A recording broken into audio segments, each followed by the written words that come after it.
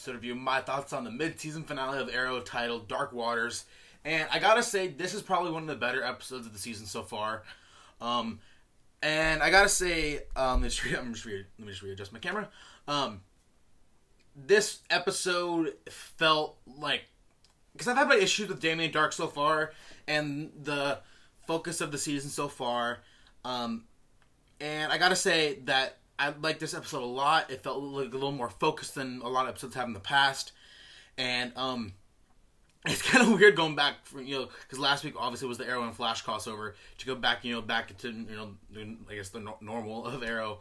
And seeing Damien Dark, and I have come around on Damien Dark as a villain, and because at first I felt like he's a little too over the top for me. As much as I like Neil McDonough as Damien Dark, I feel like the character himself wasn't a real menacing villain. And this episode, we saw him be really menacing. And there's a lot to him that I really enjoyed. And honestly, I got to a point where I'm like, you know what? Like, this guy is formidable. He's a good villain. And again, it was nothing to do with Neil McDonough as an actor, but it was more of how the character was being portrayed. I mean, so getting into the more specifics of the episode, starting off, I love that scene between Diggle and his brother in the cell. And I'm really intrigued with what they're doing with Diggle's brother and the fact that they brought him back. I mean, it feels like the show brings back every other character who is not Tolly Merlin or Oliver's mother. I mean, I remember, that aside, I'm really curious to see what they do with that going forward. I mean, are Diggle and Andy going to be, on good terms at some point? I mean, it's still really early to tell, but seeing Diggle and his brother in the scenes, they feel really emotionally powerful. And it's funny because I was talking about this with my brother, and we both agreed that even though the actors obviously aren't related, they look a lot alike, the two actors who played, both Diggles. And again, the scene just felt really powerful to me, and I really like that a lot. My favorite scene so far of this season is the scene where Oliver is calling out Damien Dark to the media. That was one of the best scenes, hands down, of this whole season so far. Finally showing that Oliver's, is taking a more heroic approach and not necessarily, again, like hiding in the dark, no pun intended. And showing that there is more character growth to Oliver, even in the fact that, like, he's being upfront, like, hey, like this is the guy, like, this is the bad guy, like, we as a city, we need to come together and stand up to this guy and not let him take control of our city. And that, again, was a really powerful scene. And the fact that, like, Oliver typically has never done that sort of thing before. And, I mean, yeah, he's been out publicly, as Arrow and Green Arrow and stuff, but this is the first time him as Oliver Queen, he's standing up to the villain. And it's funny because I feel like now there's more tension between Oliver Queen and Damien Dark than there was necessarily with Green Arrow and Damien Dark. And I think that's a really more interesting dynamics of the season, is the fact that, there is like the real tension between the two personas, even though it's not necessarily the superhero persona and the villain persona. It's, it's the Oliver Queen persona and Damien Dark. So I think that's a really interesting dynamic that we really haven't seen a lot of before. I mean, yes, we've seen Oliver in his dynamic with Merlin over the years. We've seen Oliver in his dynamic with Slade in season 2, and then there's the whole Ra's al Ghul thing, which I really didn't care for. But this dynamic right here, there's real tension there. I can really feel it, and made the scenes between the two more watchable to me. And again, another reason I think Damien Dark is a great character, and that's why I'm kind of back around on him, because I liked him a lot at first, but then I was like, I don't know, a little too over the top for me. And now he kind of came back, and I liked him again. And then once Damien Dark kind of kidnapped everyone, and Oliver was going after all of Damien Dark's hive agents, Angry Oliver is a badass. I mean, seeing, like, we've never really seen angry Oliver. Yes, we've seen like upset and frustrated Oliver, but like going out and just like beating the hell out of these guys, and seeing he's finally allowing himself to feel emotions. And obviously this season is about him being more of the Green Arrow persona from the comics, but also it's not such a drastic jump from where he was these past few seasons to where he is now. And that's where I feel like I was worried with this season, because I thought with, them going with the whole Green Arrow thing, that they're going to make the drastic jump from dark and brooding Oliver to happy-go-lucky and smart-assy Oliver.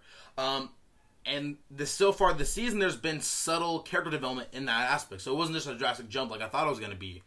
And that Oliver is not the lighthearted character that they made it seem like they were going to immediately do.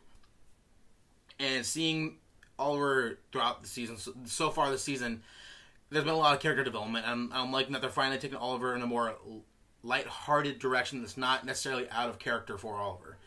And again, it's something I'm really enjoying, and I feel like Stephen Amell is getting better and better and better. I mean, I've said this in the past. Stephen Amell, the longer the show goes on, the better he gets at acting and portraying his character. I mean, he's been playing the same character for a number of years now, but he brings more humanity to the character. He brings more human elements to his character of Oliver Queen, and I'm really enjoying seeing that. And I gotta say, Laurel Lance kicked ass in this episode. Considering, even though they didn't utilize her nearly as much as I would have wanted them to, the character of Laurel Lance so far this season has been a real step up. Even though I enjoy how there's a lot of character development for her last season, this season, there's even subtle character development between her and her father, Even though in this episode she found out about her father working with Damien Dark, she didn't overreact. The writers didn't, make her out to be this character that she's been in the past. She overreact, and then fans would be like, oh, here he goes, Laurel was whining again. I was, for the last year, I haven't been on that Laurel hate bandwagon, and I've wanted the writers to do more. I want the writers to do more Laurel-centric things and make Laurel more of a central part of the story. And in this episode, while she was still kind of backseated a bit, throughout the episode, she was letting Oliver know, hey, we all make our own decisions. Just because, you think you're responsible for it, you're not. We all make our own decisions. It's our lives. We're the ones putting ourselves on the line. And I love how she's trying to basically say, Oliver, stop, giving yourself this pity party. We all make our own choices.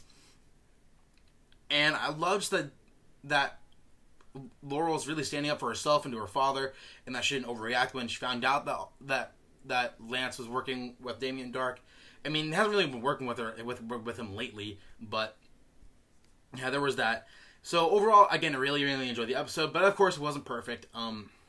Again, the flashbacks this season are so freaking pointless. The only episode I somewhat cared about the flashbacks was when John Constantine was in them. And even then, it was only because John Constantine was in the episode. And now I feel like if I'm not the only one who's noticed, they're really pulling back on the flashbacks to the point where no one really cares about them anymore. So they're like, oh well, we made the promise to do the flashbacks, so we'll keep them there, but focus more on the main story. At this point, I'd rather have them not do the flashbacks at all. But because I feel like after season 2, they really screwed up with the flashbacks. And it's just something that's really disappointing because that was one of the show's strengths in season 1. Seeing the dynamic between Island Oliver versus, present Oliver. And even season 2 with the whole Slade thing, seeing that dynamic from both ends of the storytelling.